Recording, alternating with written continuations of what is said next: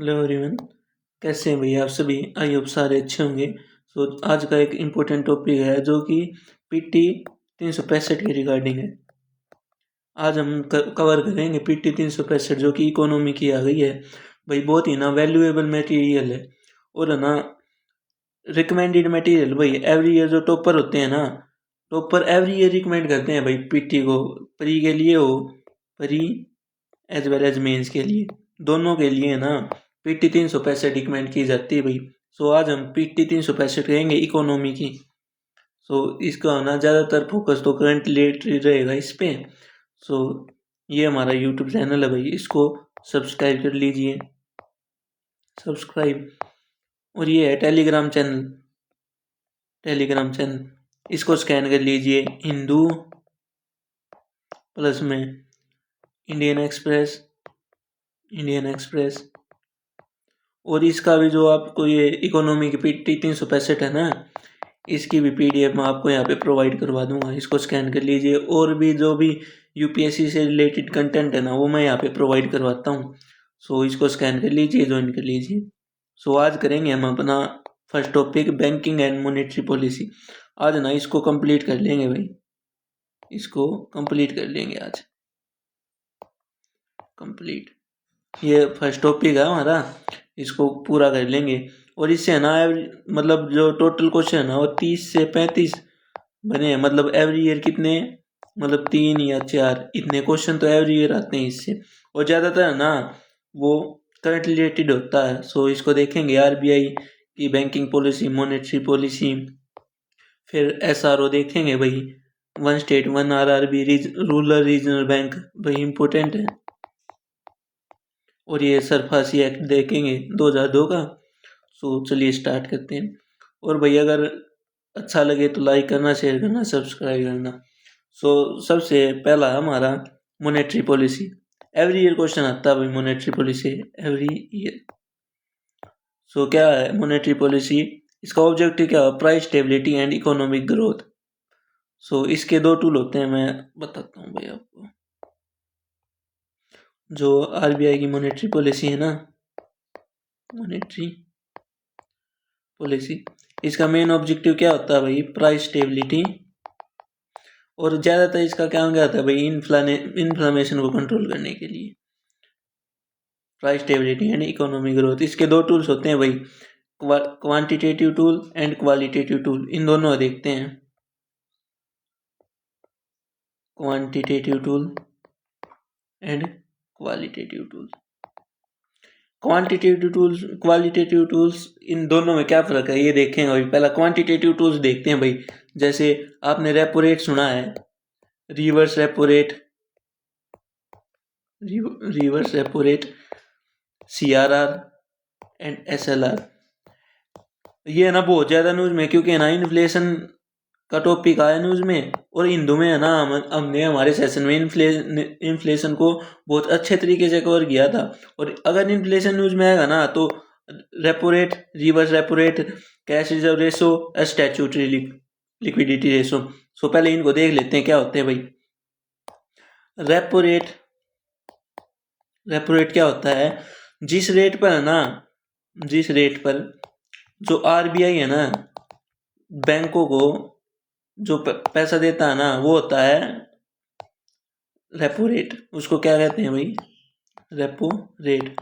जैसे आरबीआई ने ना बैंक को, किसी बैंक जैसे एसबीआई को जो भी पैसा दिया ना, उस पर जो भी इंटरेस्ट चार्ज करेगा ना आरबीआई, जो आरबीआई इंटरेस्ट चार्ज करेगा ना, उसको रेपो रेट कहते हैं।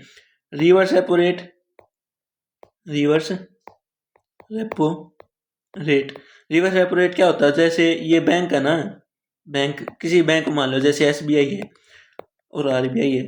जैसे आरबीआई को नीड पड़ी ना और एसबीआई ने लैंड किया आरबीआई को, तो इसको कहते हैं रिवर्स रेपो रेट। इसको कहते हैं भाई reverse repo rate. Repo rate जिस पे आरबीआई बैंक को लोन दे, और रिवर्स रेपो रेट जिस पे जो नॉर्मल बैंक होते हैं ना, जैसे एसबीआई हो गया, वो आरबीआई को लोन दे, उसको क्या कहते हैं, रिवर्स रेपो रेट। फिर एक आता है भाई एसएलआर और सीआरआर। ये क्या है, कैश रिजर्व रेशो।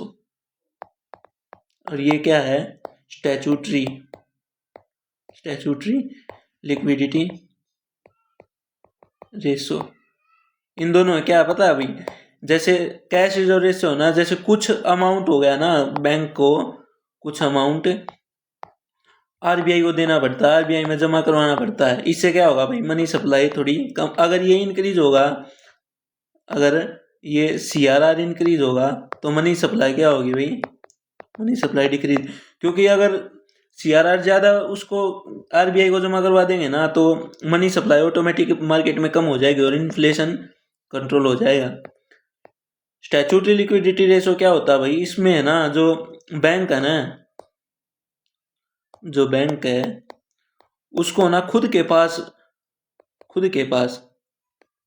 स्टोर करके रखना होता है कुछ अमाउंट, ताकि जो इमरजेंसी में है ना उसको यूज कर सके। सो ये थे आपके क्वांटिटेटिव टूल्स। सो इनको देखते हैं भाई। क्वांटिटेटिव टूल्स क्या होते हैं? Repo rate, rate at which RBI lend short term to bank. अगर रेपो रेट बढ़ेगा तो मनी सप्लाई क्या होगी, कम।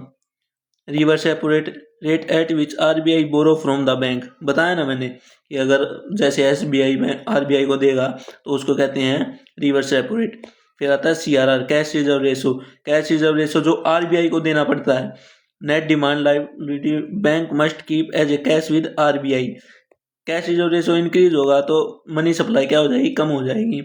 स्टैट्यूटरी लिक्विडिटी रेशो, जो बैंक को खुद के पास इमरजेंसी के टाइम पे, इमरजेंसी के लिए खुद के पास रखना पड़ता है ना, वो होता है स्टैट्यूटरी लिक्विडिटी रेशो। इसमें गोल्ड भी, बॉन्ड्स भी और कैश भी हम दोनों रख सकते हैं। ये भी इंक्रीज होगा तो क्या कहते हैं, जो मनी सप्लाई मार्केट में वो कम होगी। क्वांटिटेटिव टूल्स, क्वालिटेटिव टूल्स, इसको देखते हैं भाई। क्वालिटेटिव टूल्स में होता है मोरल सुएशन। इसमें क्या है कि ये है ना एडवाइस होती हैं आरबीआई के द्वारा बैंकों को, कि क्या होती हैं, एडवाइस होती हैं। अभी बताता हूँ आपको भाई। मोरल सुएशन ये क्या है भाई, एडवाइस हैं आरबीआई के द्वारा कि है ना, जैसे हमने प्रायर सेक्टर लैंडिंग होती है ना, कि हमने कितना पैसा ना इन जो ये लैंडिंग होती है, प्रायर सेक्टर होते हैं, इनमें डालना है। ये है ना आरबीआई की एडवाइस होती है बैंक को। जैसे एसबीआई को आरबीआई की गाइडेंस होगी कि है ना आपको इतना पैसा प्रायर सेक्टर लैंडिंग में देना है। मार्जिनल रिक्वायरमेंट, जैसे हम कोई भी है ना, जैसे जमीन पर लोन लेते हैं, जैसे कोई भी जमीन 10 लाख की है तो उसमें है ना हमें 8 लाख ही मिलता है। 2 लाख जो बैंक है ना वो अपने पास ना उसको क्या कहते हैं, जैसे इन्फ्लेशन हो गया तो उसके लिए अपने पास ना जो सिक्योरिटी रखता है 2 लाख को। जैसे 10 लाख की जमीन है ना तो हमें 8 लाख ही मिलेंगे, 2 लाख बैंक अपने आप पास रह गया था एज ए सिक्योरिटी। तो ये होता है भाई मार्जिन रिक्वायरमेंट। मार्जिन का मतलब क्या होता है भाई, प्रॉफिट, समझ जाओ। और डायरेक्ट एक्शन, कोई भी जैसे बैंक है, जैसे आरबीआई है, आरबीआई किसी बैंक पर पेनल्टी लगाता है ना, वे होते हैं डायरेक्ट एक्शन। सो ये थे अपने आरबीआई के क्वांटिटेटिव टूल और क्वालिटेटिव टूल्स। सो इनमें ना यूपीएससी डायरेक्ट क्वेश्चन पूछेगा कि क्वालिटेटिव टूल्स, 4 ऑप्शन दे देगा, इनमें से बता देगा भाई कौन से क्वालिटेटिव है और कौन से क्वांटिटेटिव है। सो इनका थोड़ा ध्यान रखना। अगला देखते हैं क्या है, surplus transfer to centre.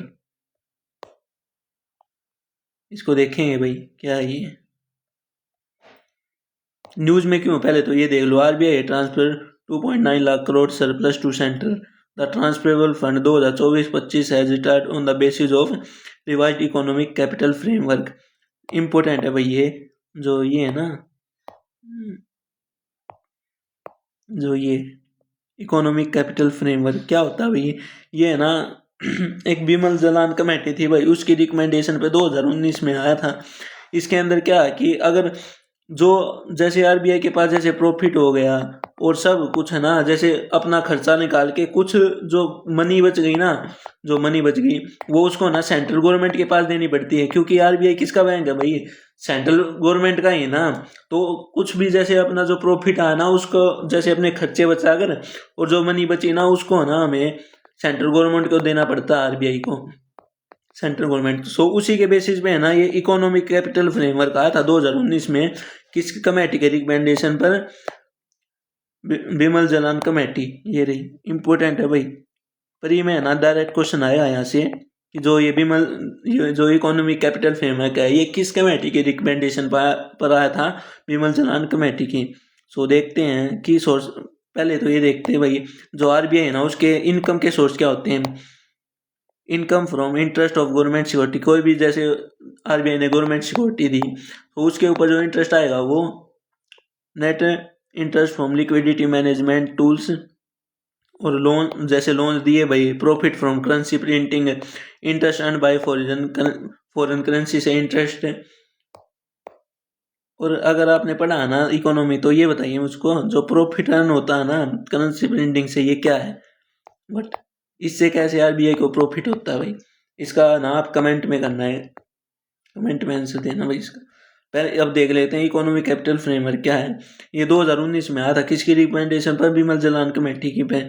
Integral part of, अरे कुछ नहीं, ये वही है कि क्या कहते हैं, जो देखो यहाँ पे मिलेगा methodology for determining appropriate risk of level profit distribution to made under section 47 of, यही है कि प्रॉफिट डिस्ट्रीब्यूशन करना होता है भाई आरबीआई को, प्रॉफिट डिस्ट्रीब्यूशन ऑफ आरबीआई किसके साथ? सेंट्रल गवर्नमेंट के साथ। सो ये इसमें यही बताया गया है। सो इसको पढ़ लेना भाई आप। अगला देखते हैं भाई Indian forex reserve. Forex reserve क्या होता है भाई? What is forex reserve? Forex reserve foreign exchange reserve, foreign exchange, इसका मतलब क्या आता है? जैसे भाई हम भी कहीं भी ट्रेड करते हैं ना, जैसे हम डॉलर को एक्सचेंज करते हैं, डॉलर को एक्सचेंज करते हैं, ये होता है फॉरेक्स रिजर्व। आरबीआई को ना बहुत सारी करेंसी हो गई, जैसे यूएस डॉलर हो गया, डॉलर, जापानीज येन, और भी बहुत सारी करेंसी को ना मेंटेन करने को रखता है। क्यों करता है भाई मेंटेन? क्योंकि ना इनसे ना हम ट्रेड जो हमारे इंपोर्ट होते हैं ना, इंपोर्ट, उनकी वजह से है ना इसको आरबीआई को फॉरेक्स रिजर्व मेंटेन करना पड़ता है, फॉरेक्स रिजर्व मेंटेन। सो देखते हैं भाई क्या है ये news. According to RBI the latest foreign exchange reserve that gold reserve have reach to 102.3 billion dollar.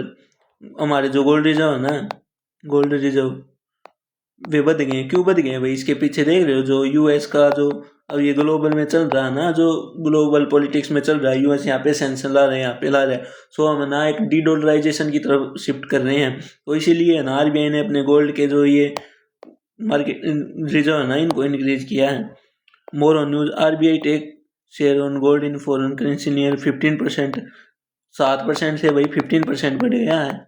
RBI primary authority in foreign exchange, RBI है ना वो प्राइमरी अथॉरिटी है फॉरेक्स रिजर्व के लिए इंडिया में। यही कि भाई हम ना ये आरबीआई क्यों इंक्रीज करी गोल्ड रिजर्व को? Diversification for diversify the foreign currency asset and base, reduce dependency on US dollar. US जैसे टैरिफ लगा रहा भाई सभी पर, तो क्या कहते हैं इस पे है ना ग्लोबल डिपेंडेंसी है। सो इसी को है ना डी डॉलराइजेशन करने के लिए ना इंडिया ने जो गोल्ड के रिजर्व ना उनको इंक्रीज किया। क्यों इंक्रीज किया भाई? क्योंकि risk mitigation help protect against currency वॉलेटिंग and result in revaluation risk of foreign exchange. जैसे डॉलर है भाई, डॉलर और हमारा इंडियन रुपी, ये दोनों फ्लक्चुएशन करते रहते हैं भाई। हमारा जो इंडियन रुपी है वो कभी गिरता रहता है, कभी उठता रहता है। सो गोल्ड है ना एक स्टेबल है भाई, गोल्ड का प्राइस है ना, जो गोल्ड है वो एक स्टेबल करेंसी है। मतलब क्या कहते हैं, जैसे हम पहले भी बार्टर सिस्टम करते थे, बार्टर सिस्टम से हम गोल्ड पर शिफ्ट हुए भाई करेंसी की तरफ। सो ये पुराने समय से ही चलता आ रहा है। और देखिए risk meeting help protect against currency वॉलेटिंग and result revaluation risk in foreign currency and against inflation. Gold accumulated as a hedge against inflation help protecting purchasing power of forex reserve. Currency की जो value है ना वो depreciate जो currency है हमारी वो चाहे तो डेप्रिशिएट होती है चाहे भाई एप्रिशिएट होती है, ये एक ही बात है। लेकिन गोल्ड है ना, उसकी वैल्यू ज़्यादा ज़्यादा नहीं गिरेगी और करेंसी हमारी बहुत गिर जाती है। जैसे $1 के बदले हमें हमारी रुपये 100 हो जाए तो देख लो कितनी गिर गई हमारी इंडियन रुपये। लेकिन गोल्ड है उसकी वैल्यू ना तो इतनी डिक्रीज होती ना इतनी इंक्रीज होगी, स्टेबल वैल्यू होती है। हम कहीं भी ट्रेड में गोल्ड को यूज कर सकते हैं, तो इसीलिए है ना आरबीआई उसको गोल्ड के रिजर्व को इंक्रीज कर रहा है। और रिस्क क्या है भाई स्टोरिंग गोल्ड के? सबसे पहले तो जीरो यील्ड, क्योंकि अगर हम ना गोल्ड को स्टोर करेंगे तो कोई भी ना हमें इंटरेस्ट नहीं मिलेगा। जैसे हम कोई भी करेंसी को स्टोर करते हैं किसी को देते हैं तो उस पर हम ना इंटरेस्ट गेन कर सकते हैं। लेकिन गोल्ड है ना, गोल्ड पे हमको कोई भी इंटरेस्ट नहीं पड़ेगा, इसीलिए यहाँ पे ना जीरो यील्ड होती है। इस जीरो यील्ड का मतलब यही है कि यहाँ पे ना इंटरेस्ट नहीं मिलेगा हमको। जीरो यील्ड स्टोरेज क्या भाई, स्टोर करना बहुत मुश्किल है, इसकी भाई सिक्योरिटी भी, इसका ट्रांसफर भी। सो ये प्रॉब्लम है गोल्ड के साथ। Component of foreign exchange reserve, foreign currency asset there are maintaining currency, जैसे यूएस डॉलर हो गया, यूरो हो गया, पाउंड हो गया। गोल्ड रिजर्व हेल्ड विद, अब ये देखो यहाँ पे थोड़ा फोकस करो भाई, यहाँ पे होल्डिंग विद आईएमएफ, इसमें ये स्पेशल ड्राइंग राइट, ये क्या है भाई? स्पेशल ड्राइंग राइट इंपॉर्टेंट है भाई, यहाँ से है ना यूपीएससी क्वेश्चन पूछ सकती है। स्पेशल ड्राइंग राइट है ना, स्पेशल ड्राइंग राइट, ये क्या है? ये ना आईएमएफ है जो ना वो कुछ चिट प्रोवाइड करता है भाई। चिट ही मान लो कि जैसे हमारे पास ये चिट है और इन पे ना इंटरेस्ट मिलता है आरबीआई को, इंटरेस्ट। और इनका यूज क्या होता है, जैसे हमारे पास यूएस डॉलर खत्म हो गए, इसको ना हम ये चिट दे के आईएमएफ को कोई भी जो फ्रीली करेंसी है ना उसको ले सकते हैं। जैसे हमारे पास यूएस डॉलर खत्म हो गए तो हम ये आरबीआई में जमा कराएंगे, उसके अगेंस्ट हमको क्या मिलेंगे? डॉलर मिल जाएगा भाई। सो यही है स्पेशल ड्राइंग राइट की, हमें ना जो भी हमारे पास करेंसी खत्म हो जाए ना हम उसको वहाँ से आईएमएफ से ले सकते हैं। इन इंटरेस्ट पे reserve asset by IMF to supplement member reserve asset. So यही है, ये जो स्पेशल ड्राइंग राइट है ना, इसका मेन रीजन यही है कि जो हमारे ये है ना जो चिट्स हैं इनको हम ना किसी भी फ्रीली करेंसी में कन्वर्ट करवा सकते हैं, फ्रीली करेंसी में कन्वर्ट करवा सकते हैं आईएमएफ के द्वारा। अगला देखते हैं भाई क्या ये इंटीग्रेटेड ओम्बड्समैन स्कीम, ये क्या, ये न्यूज में क्यों भाई? The central government and state cooperative bank as brought under the ambit of reserve bank integrated ombudsman scheme, क्या है भाई ये?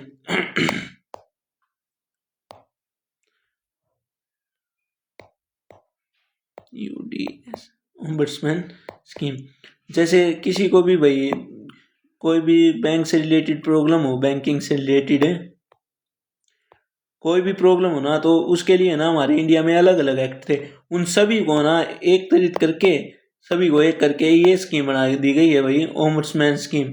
इसके तहत क्या है कि जैसे हमारी कोई भी जो प्रॉब्लम थी ना, कोई भी बैंकिंग से रिलेटेड प्रॉब्लम है, उसके जो सॉल्यूशन है ना उसको हम यहाँ पे कर सकते हैं, यहाँ पे अपील कर सकते हैं उसमें। और ये ना हमको फंड भी देता है, जैसे हमारे कोई भी बैंक में हमारे फ्रॉड हुए हैं ना, कोई भी या जैसे कोई भी प्रॉब्लम हुई है तो उसके रिगार्डिंग अवार्ड भी देता है।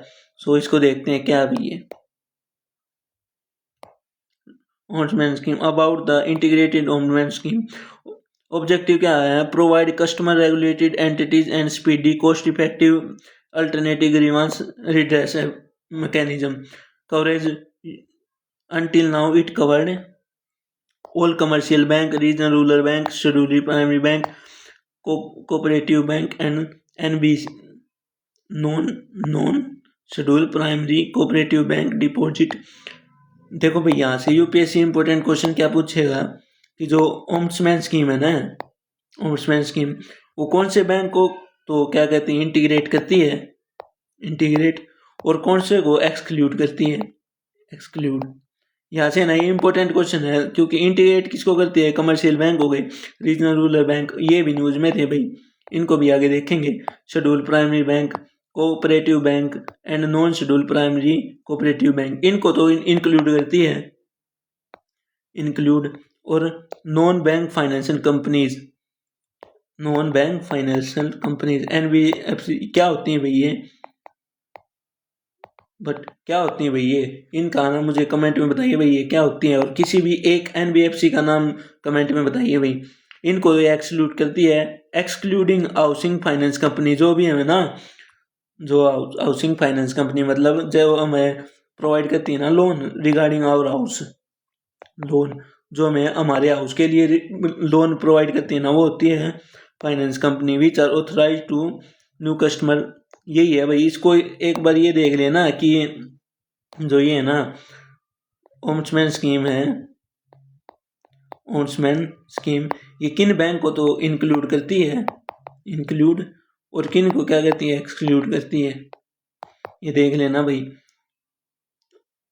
Payment system and according to payment settlement act, ये कर लेना। और यहाँ देखो ये रही इट इंटीग्रेटेड 3 ओम्बड्समैन स्कीम, एक तो बैंकिंग ओम्बड्समैन स्कीम 2006 की, ombudsman scheme of non bank financial companies ये, और ओम्बड्समैन डिजिटल ट्रांजेक्शन ये, इनको कर लेना। और इसका मेन एम क्या है भाई, one nation one ombudsman scheme, ये है भाई, ठीक है। एक मिनट रुकना भाई, हेलो, हाँ जा लिया ना, जा लिया। सो चलिए भाई अगला देखते हैं, अदर इनिशिएटिव देखते हैं भाई आरबीआई से, आरबीआई की। और ये और देखो भाई जो क्या कहते हैं, ये ना कंपनसेशन प्रोवाइड करती है 20 लाख तक का, जो ये है ना कंपनसेशन प्रोवाइड करती है 20 लाख तक का, प्लस में 1 लाख की जो कंप्लेंट का जो टाइम हो गया, एक्सपेंस हो गया, जो अरेस्टमेंट हुई ना, मेंटल अरेस्टमेंट, उसके रिगार्डिंग 1 लाख का तो ये क्या करती है, जो हमारे टाइम हुए जो एक्सपेंस हुए ना उनसे रिलेटेड ये करती है, और जो 20 लाख का कंपनसेशन अलग से प्रोवाइड करती है। अब ये देखते हैं भाई क्या है स्टैंडिंग फैसिलिटी रेट।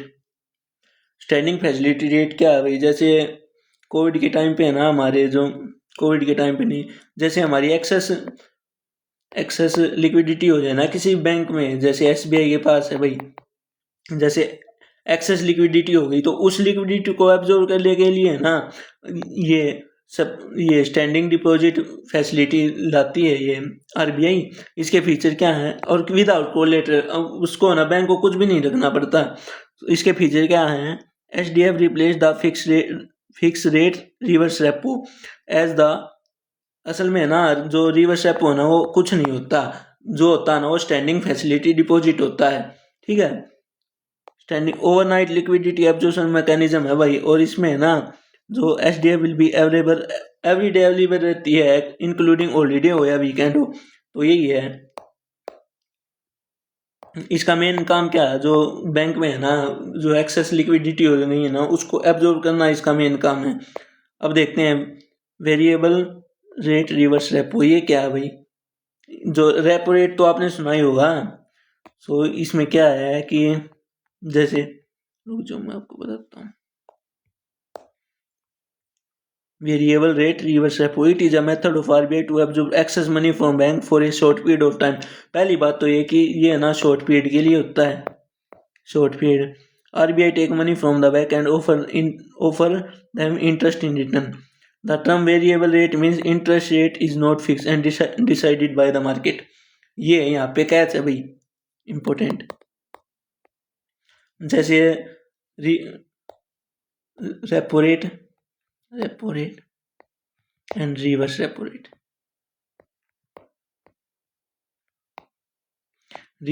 और यहाँ पे आ गया वेरिएबल।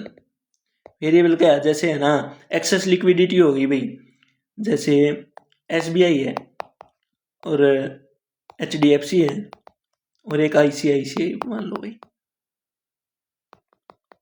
ये 3 बैंक है भाई, इनके पास है ना एक्सेस लिक्विडिटी हो गई भाई फंड की, और ये यहाँ पे रहा आरबीआई। अब मान लो मेरे पास भाई पैसा है, तो मेरे पास छोटी क्या कि है ना, यहाँ से आरबीआई से तो इंटरेस्ट आ जाएगा, और मैं किसी पर्सन को दूँ तो ये अभी वो भाग भी सकता है लेके। सो इन तीनों बैंक के पास है ना एक्सेस लिक्विडिटी है। सो ये तीनों ना आरबीआई के पास फ्लोट कर वो अपना जो फंड है उसको रखेंगे। सो ये एसबीआई कहता है कि भाई मैं तो 5% पे भी रख दूंगा, एचडीएफसी कहता है मैं तो 4% पे भी रख दूंगा, 4.5% पे, और ये आईसीआई कहता है मैं 4% पे रख दूंगा। तो ये क्या है, जो इसमें जो वेरिएबल का मतलब यही है कि जो रेट है ना वो बैंक के द्वारा डिसाइड किया जा रहा है, ना कि आरबीआई के द्वारा। सो आपको समझ में आ गया कि जो वेरिएबल रिवर्स रेपो रेट है ये बैंक के द्वारा नहीं, जो ये अदर बैंक होते हैं ना ऑक्शन के द्वारा रेट डिसाइड किया जाता है। सो यही था variable rate reverse repo. Switch option क्या है भाई, स्विच ऑप्शन जैसे बिगेन जर्नी 2019 में and behalf of government of objective क्या, to manage the maturity of profile of public debt replacing short term security with longer dated ones, mechanism make participants to sell more security, government of India simultaneously but destination securities at quoted price, the price of equal portal और switch transition mode। यही है भाई, इसको पढ़ लेना। अगला देखते हैं भाई, co lending norms. Recently RBI issue direction of co lending norms between bank and non-bank financial companies under CLA co-lending norms. Regulated entities can lending arrangement with RE and extension to borrower subject to compliance extend pre-dental regulation की highlight minimum share मतलब क्या है भाई, जैसे co-lending norms, co-lending norms जैसे भाई मैं हूँ, मुझे है ना यूपीएससी सिंप्लीफाइड है ना, यूपीएससी सिंप्लीफाइड बाई नितिन, इसको ना एक बहुत बड़ी इंडस्ट्री बनाना और मुझको ना 100 करोड़ रुपए की जरूरत चाहिए। तो मैं किसी बैंक के पास मांगने जाऊंगा तो उन्होंने कहेगा भाई 100 करोड़ मेरे पास तो नहीं है, वो ना किसी दूसरी जो एनबीएफसी हो गई, एनबीएफसी या और दूसरा बैंक हो गया ना, उसके साथ मिलके क्या कहेगा कि हाँ मैं ना उसके कोई भी एनबीएफसी या कोई भी अदर बैंक उस न्यू कहेगा कि भाई मैं उसके साथ है ना मैं आपको क्या कहता है फंड प्रोवाइड करवा दूंगा मिलकर। तो उसका जो शेयर है ना वो मिनिमम ना 10% तो होना ही चाहिए। ये नहीं कि भाई 95% मेरा है और 5% वो हो गया, नहीं। इसके लिए मिनिमम शेयर दूसरे बैंक का, दूसरे एनबीएफसी हो गई, इसका मिनिमम शेयर कितना होना चाहिए भाई 10%। जैसे 90% तो पैसे मैं दे दूंगा और 10% वो दूसरा दे देगा। सो ये को लैंडिंग निफॉर्म जो दोनों मिलकर है ना एक भी किसी भी पेमेंट को कंप्लीट कर दे, वही है co lending norms. So I think you आपको समझ में आ गया होगा भाई। क्या कहते देखो यहाँ पे देखो, minimum 10% share of the loans, मतलब दूसरा जो एनबीएफसी हो गई या जो भी अदर बैंक हो गया ना उसको मिनिमम 10% तो देना ही पड़ेगा, 10% शेयर बॉन्ड का होना ही चाहिए। ठीक है भाई, ये इसको पढ़ लेना भाई, आसान है, इतना मुश्किल नहीं है। और ये new initiative RBI unified lending interface, इसको पढ़ लेना भाई, इतना मुश्किल नहीं है भाई, थोड़ा इम्पोर्टेंट है और थोड़ा आसान ही है भाई, इतना ये खुद से ही पढ़ोगे ना तो भी हो जाएगा।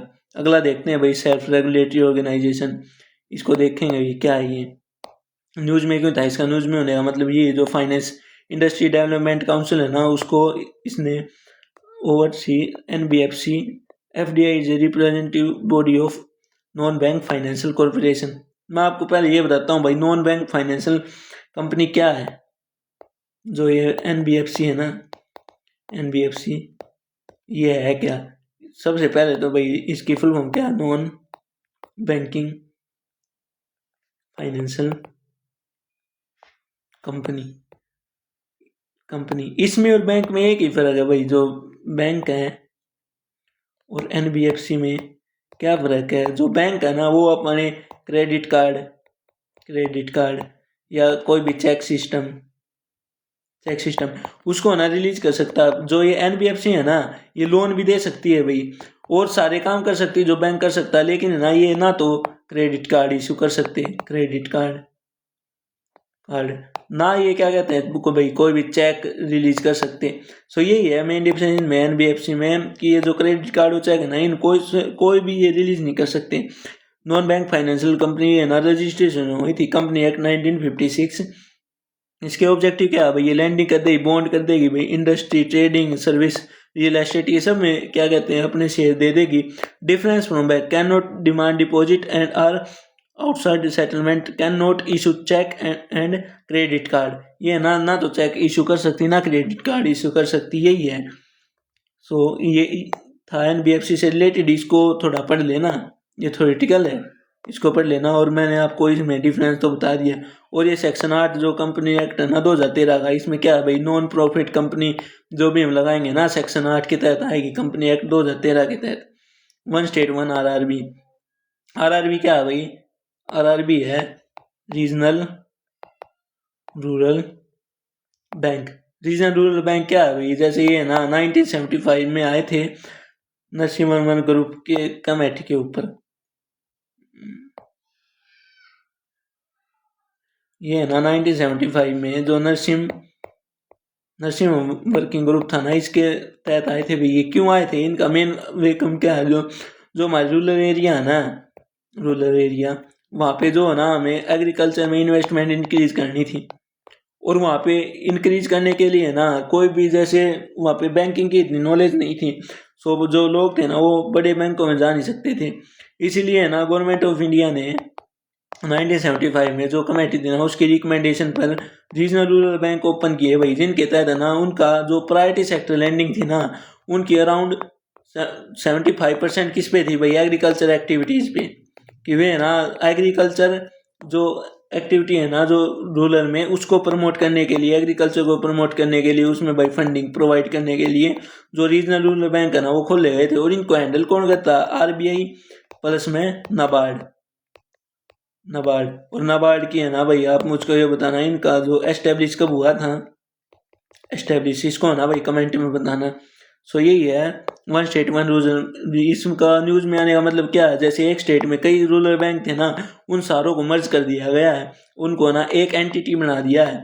सो इसी की वजह से न्यूज़ में इसको पढ़ लेना भाई, मोर देन न्यूज़। ये आप देखते हैं रीजनल रूरल बैंक के, ये रहा अबाउट रीजनल रूरल बैंक। ये 1975 में ना नरसिम्हा वर्किंग ग्रुप के ऊपर आए थे भाई ये। इनकी ओनरशिप क्या है भाई, government of India, state government और स्पॉन्सरिंग कमर्शियल कंपनी। भाई सॉरी मैं है ना इनकी जो रेगुलेशन है ना वो आरबीआई और क्या कहते हैं नाबार्ड के बीच इनके ऊपर डिपेंड है। और इनकी जो ओनरशिप होती है ना, देखो जो मैंने आपको बताया ना वो क्या कहते हैं, उनकी रेगुलेशन बताई थी जो RBI as well as NABARD के ऊपर होती है, बट उनकी ओनरशिप उनकी गवर्नमेंट ऑफ इंडिया के पास 50%, स्टेट के पास 15% और स्पॉन्सरिंग कमर्शियल बैंक के पास 35% ये होती है भाई। और ये है, इसको है ना थोड़ा पढ़ लेना, इंपॉर्टेंट है भाई। रीजनल रूरल बैंक इनकी मेन तो है ना एग्रीकल्चर में के रिगार्डिंग है, जो इनमें जो लैंडिंग नॉर्म्स है ना वे थे। और ये स्मॉल फाइनेंस बैंक भाई, ये न्यूज़ में क्यों है, जो एयू स्मॉल फाइनेंस बैंक है ना उसको ना एक यूनिवर्सल बैंक बना दिया गया है। अब इस मेन्यू देखेंगे कि भाई यूनिवर्सल बैंक के क्या क्राइटेरिया, यूनिवर्सल बैंक बनाने का स्टेटस क्या है भाई, schedule status for minimum 5 year का stock listing, shares of bank should be have been listed in a recognised stock exchange. और नेटवर्थ क्या है भाई, मिनिमम 1000 करोड़ की होनी चाहिए। सीआरआर क्या कहते हैं, एसएफजी क्या है भाई, schedule status bank, small finance bank. Mental health क्या है भाई, इसके जो नॉन परफॉर्मिंग एसेट हैं वो मिनिमम 3%, मिनिमम 3 या 1% के बीच में होने चाहिए। और इसको पढ़ लेना भाई, स्मॉल फाइनेंस में क्या है भाई, जो 2014-15 में पहली बार आए थे, रजिस्टर क्या है कंपनी एक्ट 2023, लाइसेंस क्या है भाई section 22 of RBI act 1940, banking regulation act भाई सॉरी, जो इनका वो ना लाइसेंस वो section 22 of banking regulation act 1949 इसके तहत है भाई। इनका ऑब्जेक्टिव क्या है भाई, स्मॉल फाइनेंस बैंक का ऑब्जेक्टिव ये है कि भाई जो लोग जो जैसे यूनिवर्सल बैंक है ना बड़े बड़े कामों में यूज करते हैं, जो इनकी सेविंग है भाई, स्मॉल बिजनेस यूनिट, टेक्नोलॉजी जैसे भाई इनमें एमएसएमई में इनमें इनका वो जो फंडिंग प्रोवाइड करवाना, यही था भाई, इसको पढ़ लेना। प्रायोरिटी सेक्टर लैंडिंग क्या होता है भाई, प्रायोरिटी सेक्टर लैंडिंग या क्या होता है भाई, प्रायोरिटी सेक्टर लैंडिंग इंपॉर्टेंट है भाई। प्रायोरिटी सेक्टर लैंडिंग ये न्यूज़ में क्यों, इसका पहले तो ये देखते हैं जो आरबीआई है ना उसका सेक्शन 22 है बैंकिंग रेगुलेशन एक्ट, उसमें क्या पहले इसमें है ना न्यू रूल आए हैं। न्यू रूल क्या है भाई, पहले जो 75% कर सकते थे प्राइवेट सेक्टर में, अब उसको घटा के भाई कितना कर दिया, 60% कर दिया है, जिसमें 40% तो हम ना एग्रीकल्चर सेक्टर में कर सकते थे पहले, और 35 के से भी कम्पिटिटिव एडवांटेज के लिए पीएसएल सेक्टर में कर सकते थे।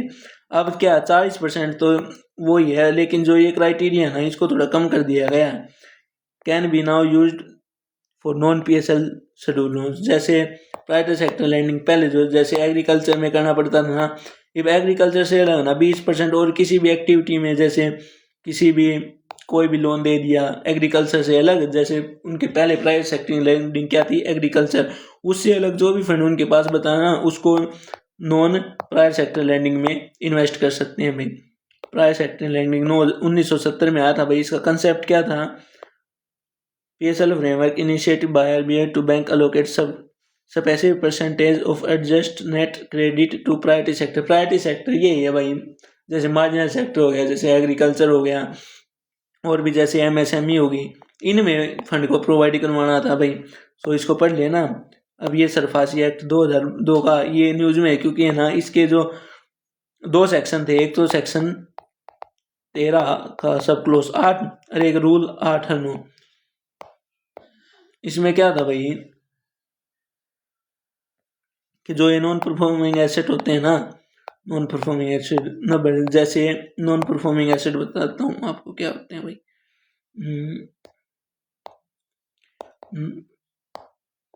नॉन परफॉर्मिंग एसेट, सॉरी भाई, नॉन परफॉर्मिंग एसेट ये क्या होते हैं भाई, जैसे आपने किसी बैंक से लोन लिया, अगर अब आपको ना उसकी किस्त चुकानी है, अगर आपने 90 दिनों तक कोई भी किस्त नहीं चुकाई ना, तो बैंक आपको क्या मान लेगा, नॉन परफॉर्मिंग एसेट। इसमें क्या होता है, जैसे आपने भी कोई भी कोलेटरल रखा ना, कोलेटरल तो 90 दिन के बाद ना बैंक उसकी नीलामी करेगा, और नीलामी के रिगार्डिंग है ना इसमें जो 2 सेक्शन है, सेक्शन 13 और क्या कहते हैं रूल 8 एंड 9, उनको देखें भाई। क्या भाई रूल सेक्शन 13 का जो सब क्लोज 8 है ना, borrower loses their statutory right to pay back the debt in full and recover the secured asset once the auction notice will be published।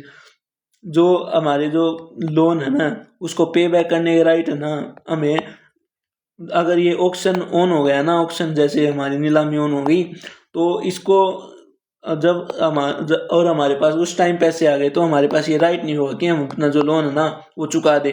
और रूल 8 क्या कहता है, indicate board to have a window to redeem after even publication. जैसे ये auction पब्लिकेट हो गया ना, इसके बाद भी है ना हम जो अपने लोन है ना उसको चुका सकते हैं। सो यही थे सेक्शन 8 और सेक्शन 9, इसको देख लेना भाई।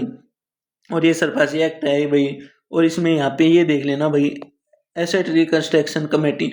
जैसे जो बैंक है ना, जैसे हमने लोन लिया बैंक से 10 लाख का, तो और हम आ गए नॉन परफॉर्मिंग एसेट में, नॉन परफॉर्मिंग एसेट अगर हम यहाँ पे आ गए ना, तो बैंक क्या करेगा, जो ये एसेट रिकंस्ट्रक्शन कंपनी है ना इनको हमारी डिटेल भेज देगा, और ये जैसे 8-10 लाख लिए थे, तो ये ना इसको 8 लाख में खरीद लेंगे, और फिर ये जो एसेट रिकंस्ट्रक्शन कंपनी है ना, ये जो डिबेटर है ना, डिबेटर उससे फिर रिकवर करेंगे, और उससे रिकवर कितने करेंगे भाई, 10 लाख, 10 नहीं 12 लाख, जिनमें 2 लाख इनको मार्जिन मिल जाता है।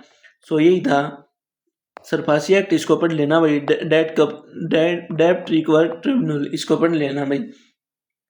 सो ये था भाई फाइनेंशियल फ्रॉड रिस्क इंडिकेटर क्या है, ये भाई अर्ली वार्निंग सिस्टम है। अर्ली वार्निंग सिस्टम क्या है, इसमें जैसे कोई भी फ्रॉड कॉल आ गई, फ्रॉड हो गया या कुछ और कॉल आ गई ना, उसको पहले ही बता देगा कि भाई ये है ना फ्रॉड कॉल है। सो ये as a early warning system काम करता है, जो हमें ना जो ये फ्रॉड होते हैं ना बैंकिंग फ्रॉड, इनसे बचाने के लिए होता है। PCF फ्रेमवर्क, इसको पढ़ लेना भाई। स्विफ्ट मैसेजिंग, जैसे कोई भी 2 कंट्री होगी इंडिया और अमेरिका, इन दोनों में बैंकों के बीच में कनेक्शन होगा ना, जैसे हमने इंडिया से अमेरिका में भेजे पैसे भेजे, तो ये ना स्विफ्ट मैसेज नेटवर्क के तहत ना आपको बता देगा कि अमेरिका वाले बैंक में ना इतने पैसे क्रेडिट हो गए। इसका जो ये कोड वर्ड है ISO 2000 22 ये है ना, इसका कोड वर्ड है, इसके तहत ये प्रोसेस करते हैं। और स्विफ्ट बॉडी क्या है भाई, society of world wide interbank financial telecommunication. क्या है भाई ये, society for world wide interbank financial telecommunication. ये 200 कंट्री के बीच में भाई 1973 में हुआ था। यही है जैसे ब्रिक्स पे हो गया, दोनों बीच दो कंट्री हो गई ना, उनके बीच जो कम्युनिकेशन एस्टेब्लिश करने के लिए था। इंडियन पोस्ट पेमेंट बैंक, इसको पढ़ लेना भाई। यही था फाइनेंशियल फ्रॉड रिस्क इंडिकेटर, ये मैंने आपको बता दिया भाई। आई होप सारों को भाई थोड़ा सेशन समझ में आएगा। So thank you everyone. और जो इसका जो सेकंड चैप्टर है ना, उसको करेंगे हम परसों, मतलब 2 दिन के बाद। सेकंड चैप्टर क्या है भाई, ये फाइनेंस एंड टैक्सेशन, इसको करेंगे भाई परसों। सो अगर आपको ये पीडीएफ चाहिए ना, तो इस टेलीग्राम को ज्वाइन कर लीजिए, इंदू की भी प्लस में इंडियन एक्सप्रेस, इन सभी की जो पीडीएफ चाहिए ना, इसको स्कैन कर लीजिए। और अदर यूपीएससी रिलेटेड कंटेंट, ये हमारा भाई यूट्यूब चैनल, इसको सब्सक्राइब कर लीजिए भाई। Thank you everyone. सो मिलते हैं भाई परसों।